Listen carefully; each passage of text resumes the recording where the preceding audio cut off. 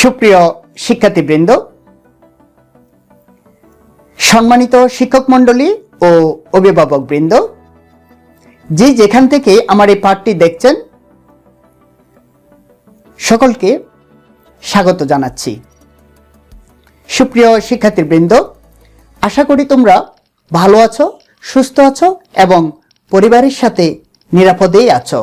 প্রত্যাশাও তাই, তোমরা ভালো থাকবে, সুস্থ থাকবে এবং পরিবারের সাথে নিরাপদেই থাকবে এবং নিয়মিত পড়ালেখা করবে। প্রিয় শিক্ষার্থীবৃন্দ, আজ আমি তোমাদের সামনে একটি নতুন পাঠ নিয়ে হাজির হয়েছি। আশা করি পাঠটি তোমরা মনোযোগ সহকারে দেখবে। পাঠ উপস্থাপনায় আমি তোমাদের সাথে আছি engineer Palash Majumdar, instructor, Chandpur Janata high school and college, Cumilla Sadar Dakshin, Comilla. চলো শিক্ষার্থীবৃন্দ, আমরা পাঠে যাই। সুপ্রিয় শিক্ষার্থীবৃন্দ, বাংলাদেশ কারিগরি শিক্ষা বোর্ডের অধীনে এসএসসি ভোকেশনাল শিক্ষাক্রমের ড্রেস মেকিং ট্রেড প্রথম পত্রের তৃতীয় অধ্যায়ে রয়েছে পোশাক তৈরির প্রয়োজনীয় কাঁচামাল। আজ আমরা পোশাক তৈরির প্রয়োজনীয় কাঁচামাল অধ্যায়ের পোশাক তৈরির কাঁচামালের সংজ্ঞা ও প্রকারভেদ নিয়ে আলোচনা করব। চলো আমরা আজ জেনে নিই কী কী রয়েছে আমাদের আজকের পাঠে। আবারও আমি আমার পরিচয় দিয়ে নিচ্ছি। আমি engineer Palash Majumdar, instructor, Chandpur Janata high school and college, Cumilla Sadar Dakshin, Comilla. পাঠ পরিচিতি: নবম শ্রেণীর ড্রেস মেকিং এক প্রথম পত্রের তৃতীয় অধ্যায় নিয়ে আজকের আমাদের পাঠ, অর্থাৎ তৃতীয় অধ্যায় থেকে মূলত আজকের আমাদের পাঠের বিষয়বস্তু রয়েছে। চলো আমরা মূল পাঠে যাই। তোমাদের জন্য আজ কি কি রয়েছে আমরা একটু জেনে নিই। এই পাঠ শেষে তোমরা পোশাকের কাঁচামালের সংজ্ঞা বলতে পারবে, পোশাকের কাঁচামালের শ্রেণী বিভাগ উল্লেখ করতে পারবে, সেলাই সুতার বৈশিষ্ট্য বর্ণনা করতে পারবে। এই তিনটি শিখন দক্ষতা নিয়েই আজকের পাঠটি সাজানো হয়েছে। চলো আমরা মূল পাঠে যাই। পোশাকের কাঁচামালের সংজ্ঞা। পোশাকের কাঁচামাল কি? আমরা জানি যে কোনো পণ্য উৎপাদন করতে গেলে তার কাঁচামালের বা উপকরণের প্রয়োজন পড়ে। সেই উপকরণগুলো আমাদেরকে সংগ্রহ করে নিতে হয় পণ্য উৎপাদনের জন্য। ঠিক একই রকম পোশাক তৈরির ক্ষেত্রেও তার ব্যতিক্রম নয়। পোশাক তৈরি করার জন্য কিছু প্রয়োজনীয় উপকরণ বা কাঁচামাল প্রয়োজন হয়। তাহলে আমরা জেনে নিই পোশাকের কাঁচামালের সংজ্ঞা কী। যে কোনো পণ্য তৈরির প্রধান উপাদান হচ্ছে কাঁচামাল। পোশাক তৈরির ক্ষেত্রে যে সকল কাঁচামাল ব্যবহার করা হয়ে থাকে তাকে আমরা পোশাকের কাঁচামাল বলে থাকি। সাধারণত কাঁচামালের উপর পোশাকের কোয়ালিটি বা মান নির্ভর করে। পোশাকের জন্য কাঁচামাল হচ্ছে অত্যাবশ্যকীয় উপকরণ। মোট কথা, পোশাক তৈরি করার জন্য সংগ্রহকৃত সকল উপাদানই হচ্ছে পোশাকের প্রয়োজনীয় কাঁচামাল। সাধারণত আমরা কাপড়, সুতা, হুক, জিপার, বাটন, এই ধরনের নানা উপকরণ যা আমাদের পোশাকের মধ্যে রয়েছে, এই সকল উপাদানই আমরা সংগ্রহ করে থাকি আমাদের পোশাক তৈরির জন্য। আর এই সবগুলো উপাদানকেই একসাথে বলা হচ্ছে পোশাকের বা পোশাক তৈরির কাঁচামাল। এবার আমরা তাহলে জেনে নিই পোশাকের কাঁচামালের প্রকারভেদ। পোশাকের কাঁচামালকে প্রধানত দুই ভাগে ভাগ করা হয়ে থাকে, যথা প্রধান কাঁচামাল বা মেইন ম্যাটেরিয়াল, আনুষঙ্গিক কাঁচামাল বা সাব ম্যাটেরিয়াল। আমরা এবার একটু বিস্তারিত জেনে নিই।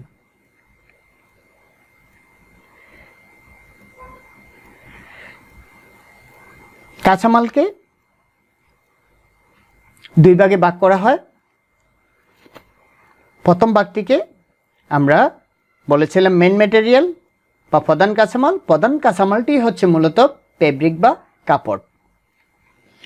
প্রধান কাঁচামাল হচ্ছে ফেব্রিক বা কাপড়। দ্বিতীয় বা আনুষঙ্গিক কাঁচামাল বা যাকে আমরা সাবমেটেরিয়াল বলতেছি, তার মধ্যে রয়েছে 3 ধরনের কাঁচামাল।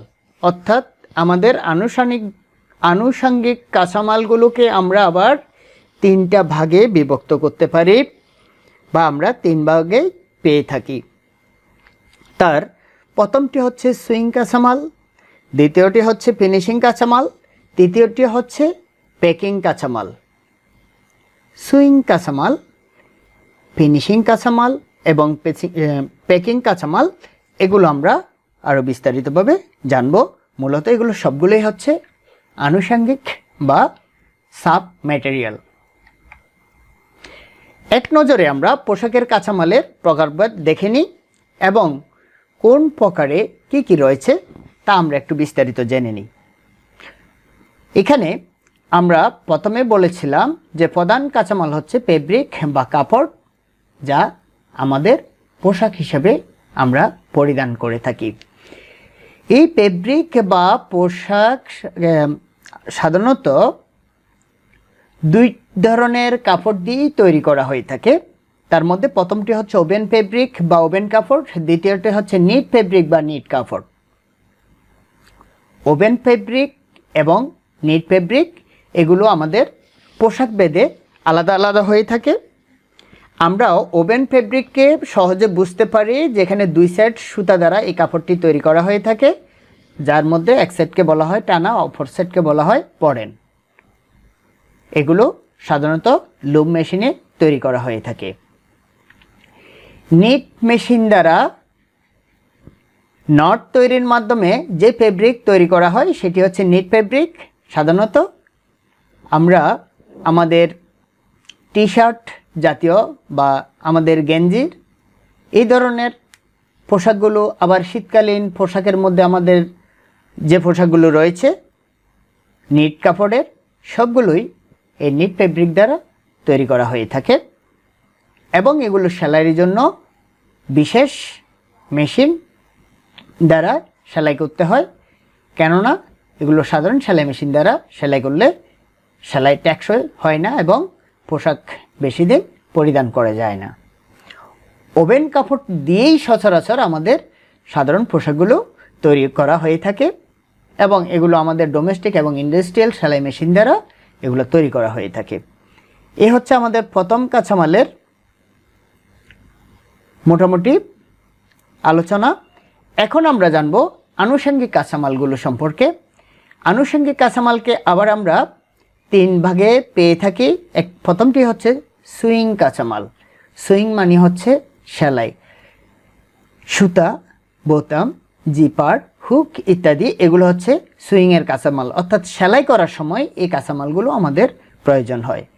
তারপরে হচ্ছে ফিনিশিং কাঁচামাল, অর্থাৎ আমাদের পোশাকটি সেলাইয়ের পরে ফিনিশিং সেকশনে গিয়ে থাকে এবং ওইখানে আমাদের ফিনিশিংয়ের সময় এগুলোকে প্রেসিং করে ফোল্ডিং করার প্রয়োজন হয়। যখনই আমরা ফোল্ডিং করতে যাই তখন আমাদের কিছু উপাদান বা উপকরণ প্রয়োজন পড়ে। সেই উপকরণগুলোর মধ্যে রয়েছে pin, clip, tissue paper, neck board, backboard, butterfly ইত্যাদি উপকরণ। এই উপকরণগুলো সাধারণত ফিনিশিং সেকশনেরই কাঁচামাল বা উপাদান বা উপকরণ। আর রয়েছে প্যাকিং কাঁচামাল, অর্থাৎ যখনই আমাদের পোশাকটিকে অনেকগুলো একসাথে করে স্থানান্তর করার প্রয়োজন পড়ে তখনই আমরা এগুলোকে প্যাকিং করে থাকি। আবার পোশাককে ধুলিবালির হাত থেকে রক্ষা করার জন্য আমরা প্যাকিং করে থাকি, সেই প্যাকিংকে বলা হয় পলিপ্যাকিং। অর্থাৎ আমাদের প্যাকিং কাঁচামাল বা উপকরণ হিসেবে সাধারণত আমরা পলিব্যাগ, ইনার বক্স, কার্টন, গামট্যাগ ইত্যাদি আমরা ব্যবহার করে থাকি। এগুলোর মাধ্যমে মূলত আমাদের প্যাকিং কার্যক্রমটি সুসম্পূর্ণ হয়ে থাকে। প্রিয় শিক্ষার্থীরা, আশা করি তোমরা প্রধান কাঁচামাল এবং আনুষঙ্গিক কাঁচামাল সম্পর্কে বিস্তারিত জানতে পেরেছ এবং তোমরা এই উপকরণগুলো তোমাদের আশেপাশে আছে, তোমরা এই উপকরণগুলো ভালোভাবে দেখে নেবে এবং কোনটা কিভাবে কাজ করে তা একটু পর্যবেক্ষণ করবে। চলো আমরা সামনের দিকে এগিয়ে যাই। এরপরে আমরা জানব সেলাই সুতার সংজ্ঞা বা সেলাই সুতা কী। সেলাই করার জন্য মূলত যেই সুতাটি ব্যবহার করা হয়ে থাকে সেটিকেই আমরা সেলাই সুতা বলে থাকি। তাহলে আমরা একটু জেনে নিই সেলাই সুতার সংজ্ঞাটা। পোশাক তৈরির উদ্দেশ্যে কাপড় কাটার পর কর্তনকৃত কাপড় সেলাইয়ের মাধ্যমে জোড়া লাগানোর জন্য যে সুতা ব্যবহার করা হয়ে থাকে তাকে সেলাই সুতা বলে। ভিন্ন ভিন্ন পোশাকের বা ভিন্ন ভিন্ন কাপড়ের জন্য ভিন্ন ভিন্ন সুতা ব্যবহার করা হয়।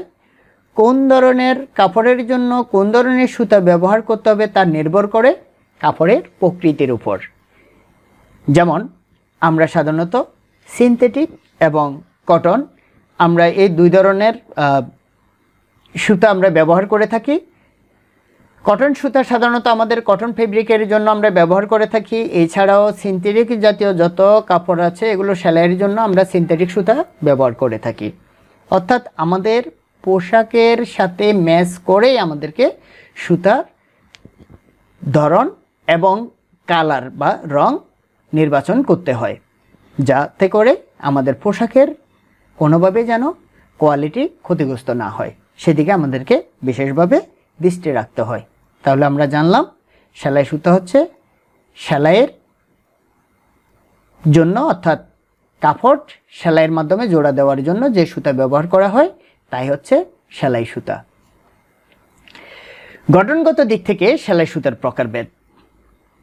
আন্তর্জাতিকভাবে 3টি উপায়ে সেলাই সুতাকে শ্রেণীবিন্যাস করা হয়। প্রথমটি হচ্ছে আঁশের গঠনের ভিত্তিতে।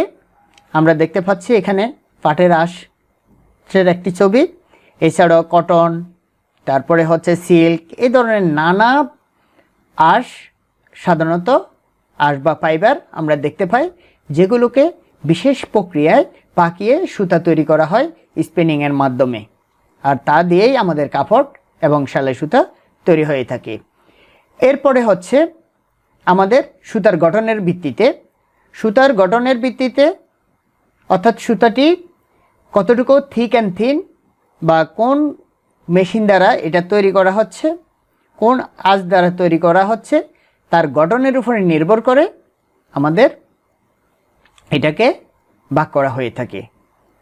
এরপরে হচ্ছে সুতার ফিনিশিংয়ের উপর নির্ভর করে। সুতার ফিনিশিং কেমন সেটা কোন ফেব্রিকের সাথে যাবে তার উপর ভিত্তি করেই আমরা সাধারণত সেলাই সুতা নির্বাচন করে থাকি।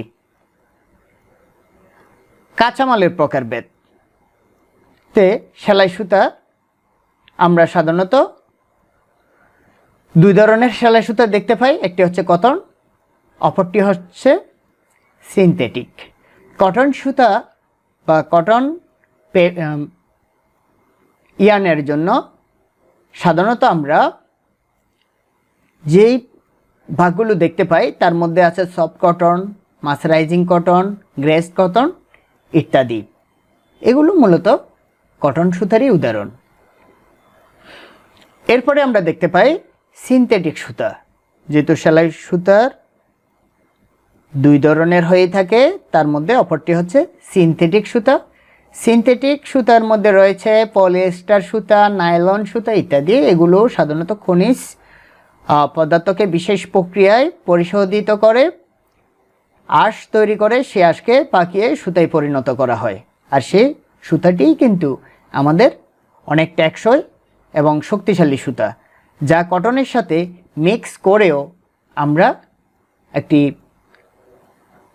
শক্তিশালী এবং সফট সুতা তৈরি করে নিই, যা আমাদের পোশাকের জন্য আরামদায়ক হিসেবে কাজ করে। এবার আমরা জানব সেলাই সুতার বৈশিষ্ট্য। সেলাই সুতার কিছু নির্দিষ্ট বৈশিষ্ট্য থাকা প্রয়োজন, আমরা এগুলো জেনে নিই। প্রথমে সেলাই সুতার যে বৈশিষ্ট্যটি থাকতে হবে তা হচ্ছে টেনজাইল স্ট্রেন্থ বা প্রসারণ ক্ষমতা। অর্থাৎ আসলে এগুলো আঁশগুলোকে পাকানোর পরে তার যে প্রসারণ ক্ষমতা থাকা প্রয়োজন, সেটি যদি থাকে তাহলে সেটা আমরা সেলাই সুতা হিসেবে ব্যবহার করব। সেলাই সুতার ভালো টেনাসিটি বা টান ক্ষমতা থাকতে হবে। যদি টান দেওয়ার সাথে অর্থাৎ নিডেলের সুতা এবং ববিনের সুতার যখন লক তৈরি হয়, এই লক তৈরির সময় যদি একটা যে টান থাকে, সেই টানের মধ্যে যদি সুতাটা ছিঁড়ে যায় তাহলে সেটি আমরা সেলাই সুতা হিসেবে ব্যবহার করব না। অর্থাৎ সেলাই সুতার এই গুণটি অবশ্যই থাকতে হবে। সেলাই সুতার লুপ স্ট্রেংথ থাকতে হবে, অর্থাৎ সেলাই সুতার যে লুপ তৈরি হচ্ছে, লুপের একটা স্ট্রেংথ শক্তি থাকতে হবে যেন লুপ তৈরিতে এটা ছিঁড়ে না যায়। সেলাই সুতার স্থিতিস্থাপকতা থাকতে হবে। সেলাই সুতার ঘর্ষণ প্রতিরোধ ক্ষমতা থাকতে হবে।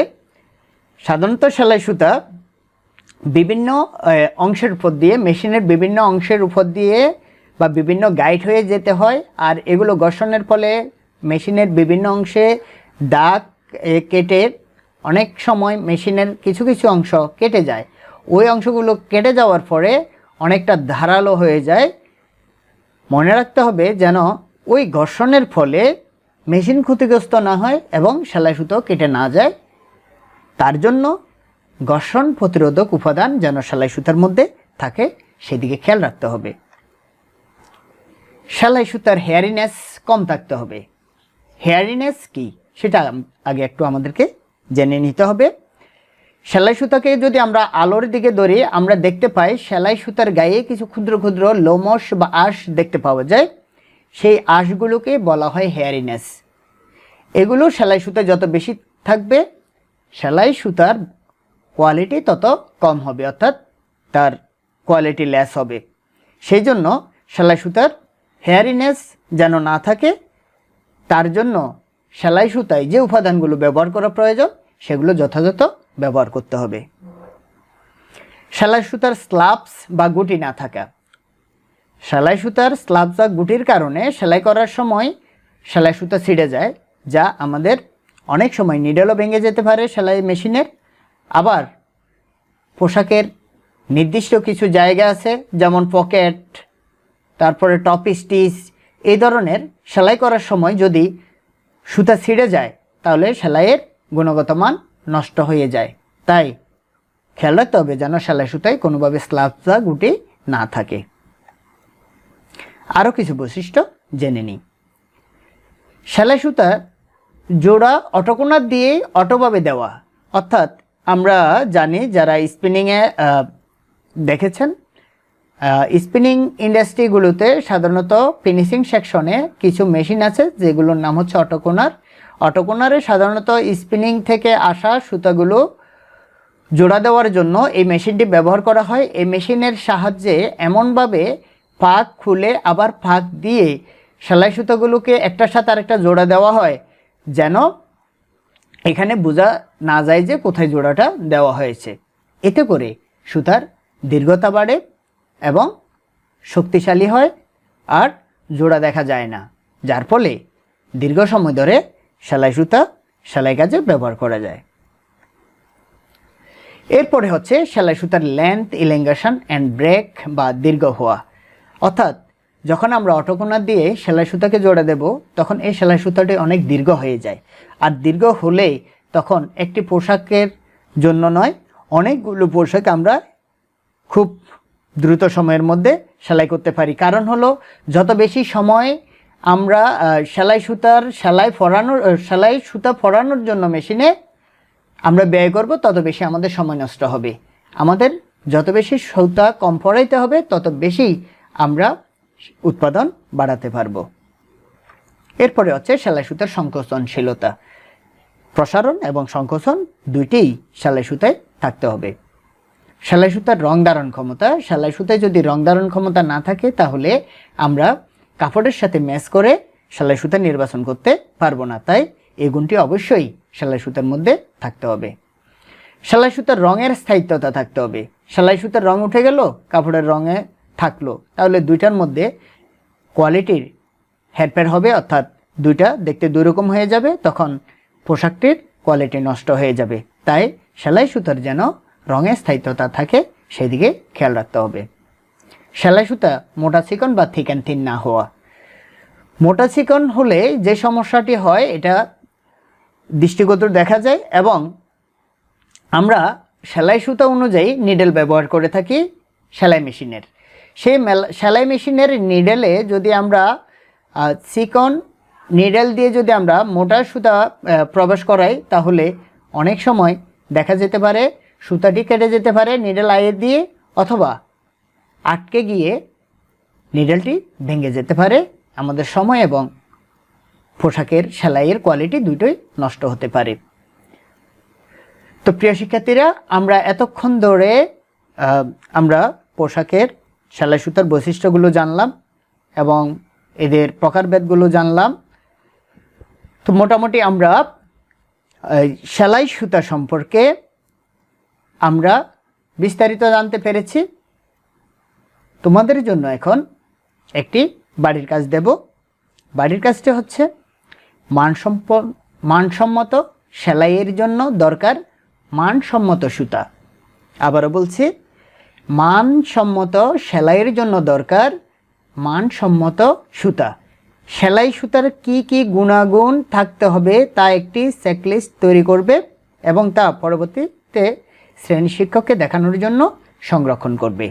প্রিয় শিক্ষার্থীরা, তোমরা বাড়ির কাজটি করে রাখবে এবং আজকের আমাদের যে পাঠের বিষয়গুলো ছিল এগুলো তোমরা বাড়িতে একটু তোমাদের হাতের কাছে যে উপকরণগুলো আছে এই উপকরণগুলো দিয়ে তোমরা পরীক্ষা নিরীক্ষা করে পর্যবেক্ষণ করে দেখো, তাহলে তোমরা ব্যবহারিক দক্ষতা অর্জন করতে পারবে। দক্ষতাই সম্পদ, এটা মাথা রেখে কাজগুলো করবে। আশা করি তোমরা এই সম্পর্কে প্র্যাকটিক্যাল ধারণা লাভ করতে পারবে, প্র্যাকটিক্যাল দক্ষতা অর্জন করতে পারবে। তো প্রিয় শিক্ষার্থী বন্ধুরা, আজকে পাঠ এখানেই শেষ করছি। স্বাস্থ্যবিধি মানব, আমরা সুস্থ থাকব, এই আশাবাদ ব্যক্ত করে আজকের মতো পাঠ এখানে শেষ করছি। প্রিয় শিক্ষার্থীবৃন্দ, এতক্ষণ ধরে মনোযোগ সহকারে ক্লাসটি দেখার জন্য তোমাদের সবাইকে অসংখ্য ধন্যবাদ জানাচ্ছি এবং আগামী ক্লাস দেখার আমন্ত্রণ জানিয়ে আজকের মতো পাঠ এখানে শেষ করছি। তোমরা সবাই ভালো থাকবে, সুস্থ থাকবে এবং পরিবারের সাথে নিরাপদেই থাকবে। সবার জন্য শুভকামনা রইল।